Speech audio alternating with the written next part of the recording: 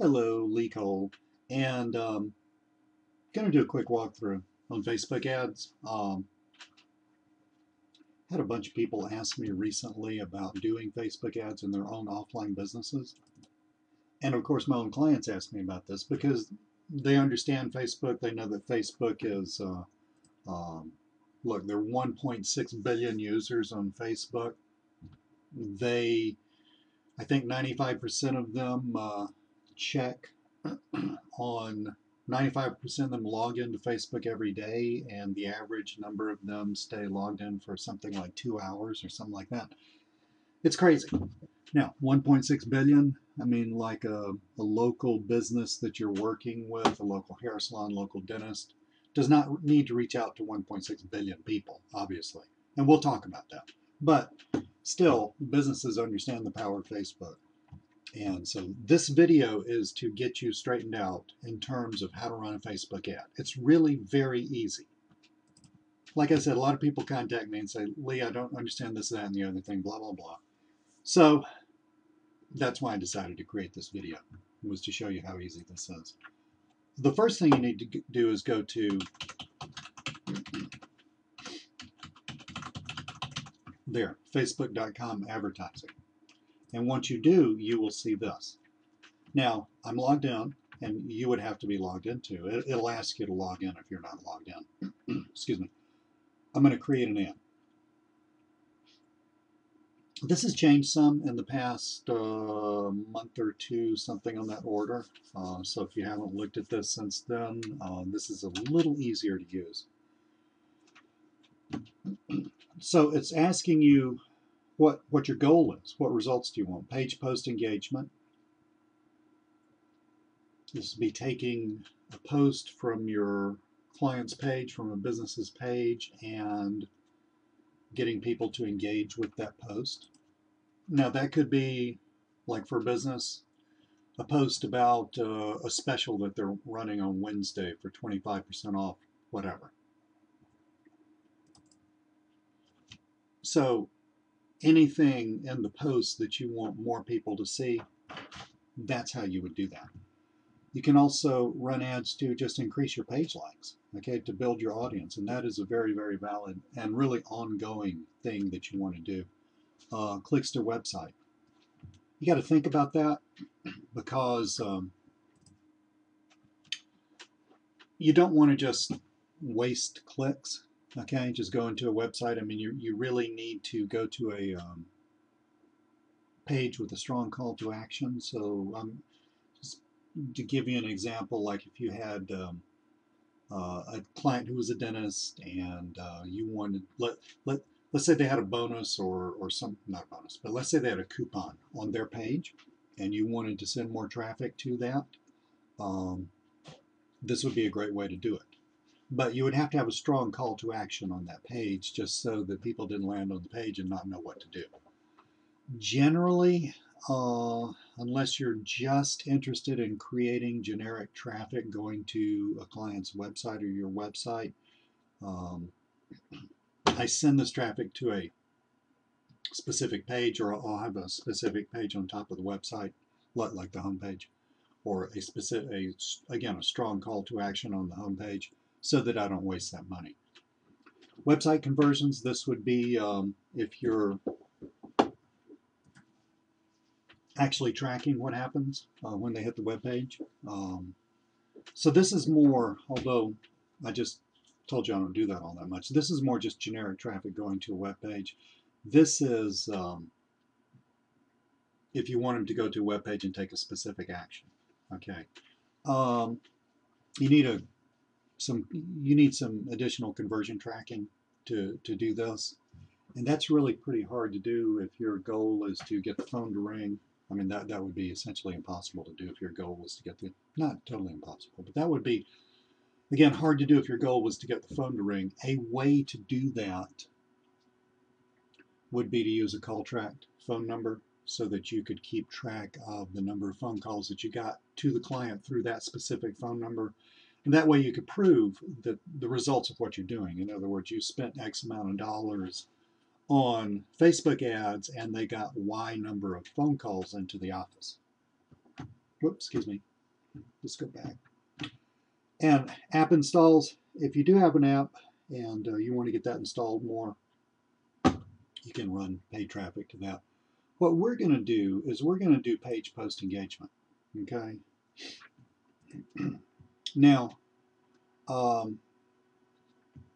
you go here, you saw all those pages. Those are basically just test pages that I have because, you know, when I do this for a client, it's usually through as an admin on their account. I'm on my own account. This particular thing that you see right here is a church that I do some pro bono work for. So we'll use them as an example. The rest of that stuff was just examples, really. Experiments, examples, you know. Stuff to show people. Say, hey, this is what I can do. This is what it looks like. So page post engagement. So you choose the page. Rather, you choose the, you choose the page. Now we got to choose the post, okay? So all these posts on that page that we might want to increase engagement on, we're going to choose this top one. If you just want to, if you're, as an ongoing thing, if you want to always promote the most recent post automatically, you can do that. I don't do that because usually I work with clients and on specific posts that we need to promote. But anyway, go here and say continue. Okay, cool. Let's pull this down. Let's see what we're here. Let's see what we got here. Boosted page post. Ad will boost this page post, and you can preview what your ad would look like on the right-hand side. Sponsored stories, and you've seen those in your own news feed. You know, it says it would have a friend and a sponsored story, and you would look at that, and it's basically an inset to what would normally be on the news feed there. This would go in the news feed, okay, of the news feeds of the people that this gets disseminated to. They would see this. You can also do a right column ad right here. Okay, of course you need a graphic for that. Let's go with this. This is where it gets really interesting right here, because this is where we start to target stuff. Now, just as an example, and you'll have to think through this for your client. Different clients draw from different geographic areas. Some are very, very specific, down to a zip code or two. Some are very gender specific. Have one client that's a hair salon. If you walk in that salon, I can guarantee you that I've done that many times, and I was the only male in the salon. It's all females getting their hair done by a salon full of females. I think there's one guy that works there. So it would be kind of silly just looking at that if I targeted men, or if I targeted men and women equally. Okay, so you need to think through that. Really the way to get that information, instead of trying to reinvent the wheel there, is just talk to your client and say, hey, what are people like? Where do they come from? What are their ages, more or less? Who are your customers? Describe that to me. Okay. Now, again, this is a little art center that I do some pro bono work for. They've got an art sale that they're doing, and this particular church draws from a very, very small geographic area. So let's go down through here and talk about the kinds of things we would change in order to focus this out. Right now, this would go out to 3.5 million people. That's too many. Zip code. That happens to be the zip code that they mainly draw from. Okay. And let's get rid of this. Okay, so now I've just got that. Did you notice how that took that 3.5 million and narrowed it down to 16,800? Much better.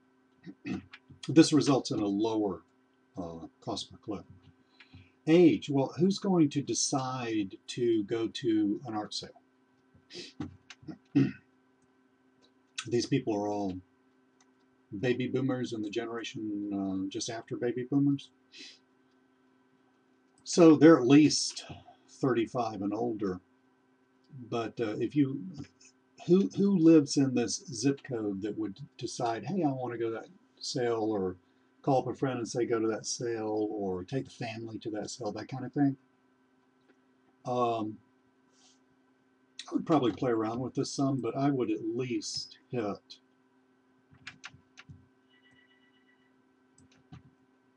30, maybe 25. Okay.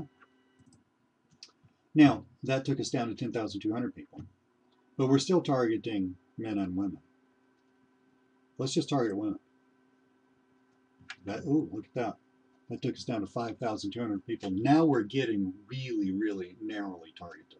In other words, this ad's going to only go out to 5,000 people. Okay, interests. I usually don't do a lot with this, but let me just show you what this would do. Basically, Facebook is going to, of this 5,200 people, Facebook's going to figure out who's interested in whatever you put in here, okay?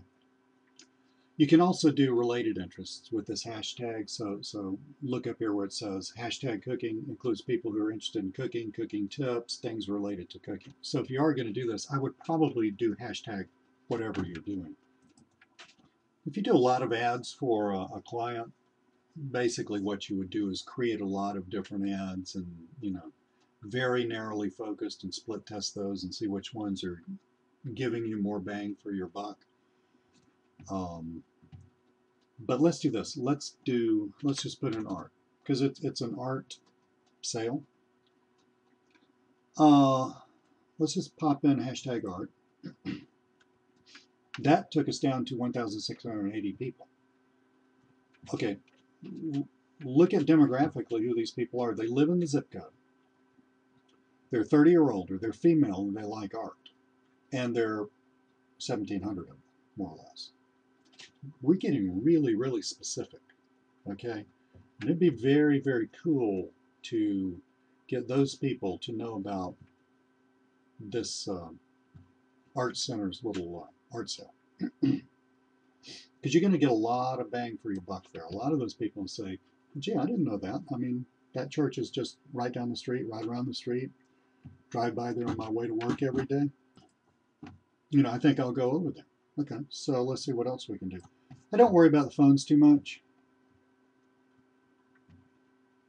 or other categories or events. I generally don't do that a lot, because generally when I do this, it's for a location-specific business.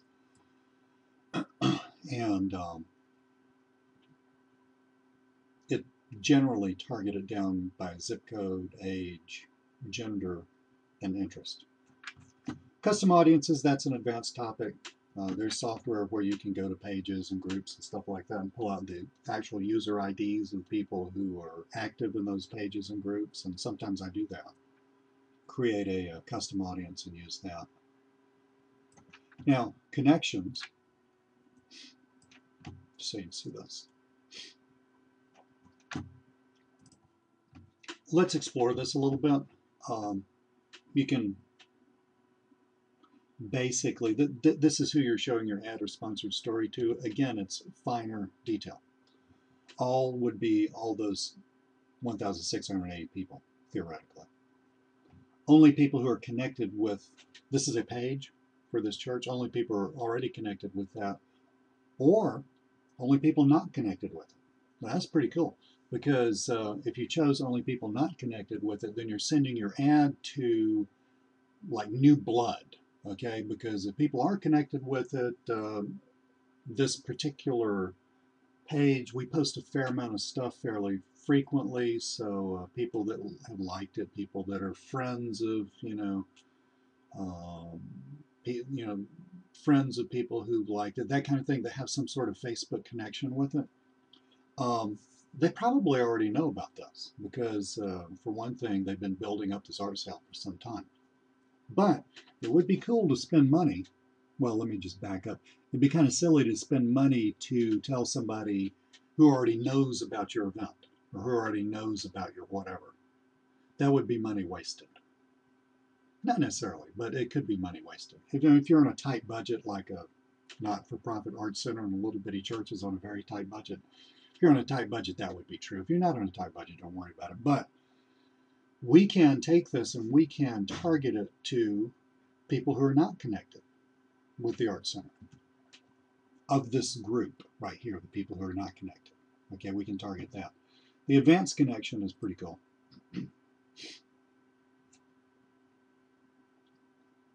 Include people who are connected to, and you could put another page, okay, or a page. I mean, you've already got the ability to connect here to that page, but you could put another page.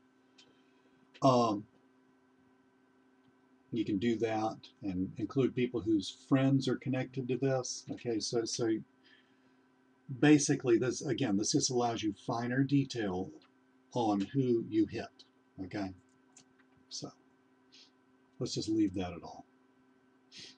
I'll tell you what, let's do it as not. Let's see what not takes us down to. Okay. Interested in, I'm not too worried about that. Relationships, that's not important to us. Language, that's not important to us. Education, okay. Well, I mean, who's this, you know, I'm assuming some things, but you know, when you're running ads, you make some assumptions. We looked at 30 plus years old. We're looking at a specific zip code. That zip code just has some, not really high-end neighborhoods, but some pretty nice neighborhoods, and it's got some really crummy neighborhoods in it. That church reaches out to both of those types of neighborhoods, by the way. So you would have to think through about whether you want to include this in your demographics. In other words, if you want to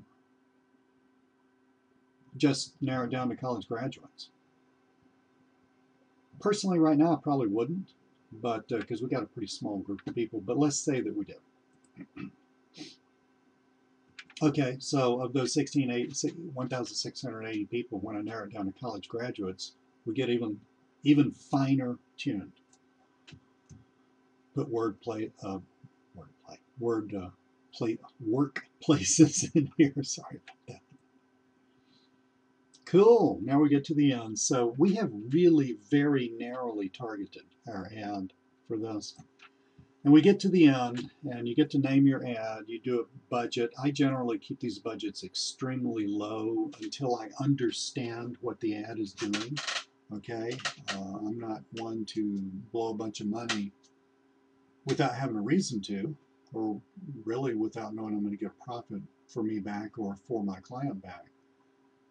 So personally, I would keep the ad spend really low. I'd probably up it to about $10 a day. 5's a little low. Let's see what else we got here that we can talk about. Yeah, run your campaign continuously starting today, so to start and end date. So a start and end date would make sense for that art sale because the art sale is on a specific date. So you would probably run it from now to, let's say, the day of the art sale, something like that.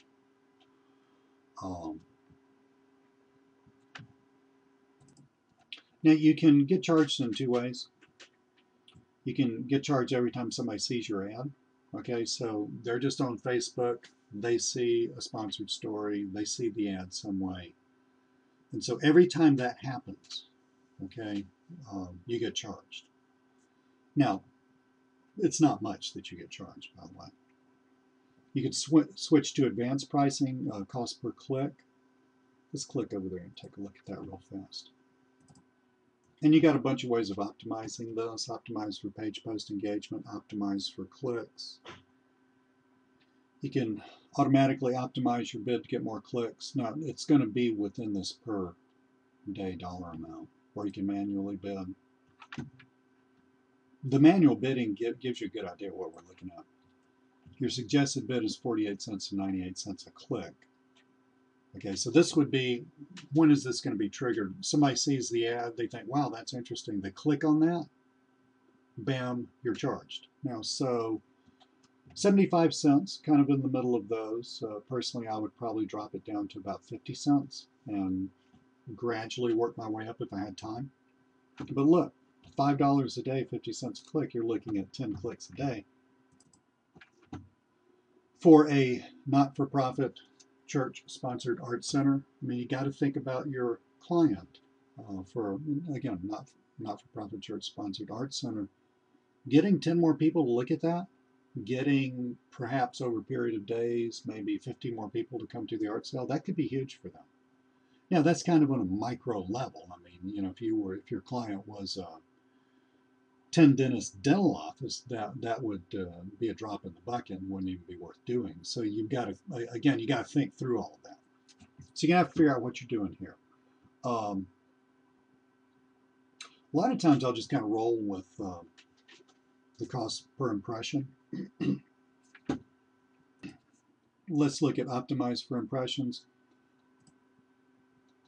So you'd be charged every time somebody sees your ad or sponsored story, 26 cents per 1,000 impressions. Okay, so it's not 26 cents per impression. That would be huge. But 26 cents per 1,000 impressions, and your suggested bid 12 to 97 cents per 1,000 impressions. You have no idea how many people are going to actually click. Of 1,000 people that actually see your ad, well, they don't necessarily see it. It just means the ad appears on the page when it means the ad is shown to them while they're on Facebook. Okay. So A, they don't necessarily see the ad, and B, even if they do, they don't necessarily click on it. So if you really want to start to understand this for a long-term campaign, what I do is optimize for clicks, get a handle on it there, and then I'll come back and split test that with this and see the differences, see which one works better. Okay, but for a client like my little pro bono client, I might do this, frankly, just because that's going to the cost per 1,000 impressions, because that's going to help get the word out to a lot more people. Okay, one thing that I would personally want to do with this ad is just get more people knowing this is a new art center. I would want to get more people just knowing about it. Whether they click, whether they go there or not, I would like more people in that demographic. In this demographic right here, thinking, oh, I didn't know they have an art center. Well, that's pretty cool. I didn't know that. Whether they want to go, might be busy that weekend, might not care about art. Well, obviously they care about art because of the hashtag art. But it might not be their thing right now. But it would be pretty cool if they just knew that this existed. So for these guys, I'd probably go with the impressions. If you're really working on things like sending traffic to something that's going to convert, where somebody buys something or makes the phone ring, like a call tracked telephone number or something like that, where you actually charge the client a certain amount of dollars for the phone to ring, then you would want to optimize for clicks first, make sure you got a profit, and then test that against optimizing for impressions. Okay? So once you do that, place your order, and you have to have a payment method associated with the account, and you're good to go. Now, I used a specific example in this video, and there's no way I can go through all of the possibilities here of if you did this and it would do this, or if you did that and it would do that. The thing you need to do is you need to, if you're an offliner, which I'm assuming you are if you're looking at this video, and you have clients or you're looking for clients, by the way, this is a great way for you to get business for yourself. You just need to jump in and start doing this. Okay, I mean, jump in, start doing this, get some experience instead of trying to think through everything from the very beginning and quote unquote totally understanding it before you do anything about it, because quite frankly that's impossible. You may think you understand it, but you just understand a ton of stuff that nobody cares about, and you don't know the stuff that people do care about, that your potential clients do care about. So I would suggest that you get a client, just hit up one of your current clients and say, hey, let's run some ads. I think that would, on Facebook, I think that might help you out. We're going to keep it real cheap. We're going to just use this as an experiment. It's going to cost you $5 or $10 a day. I'm going to be reporting to you the results every day. I'm going to work with you hand in hand. I would suggest you do that until you really understand what you're doing. And then once you do, you have a very, very powerful skill that you can sell for really a fair amount of money. Okay? Excellent. Thank you so much for looking at the video. I hope you enjoyed it.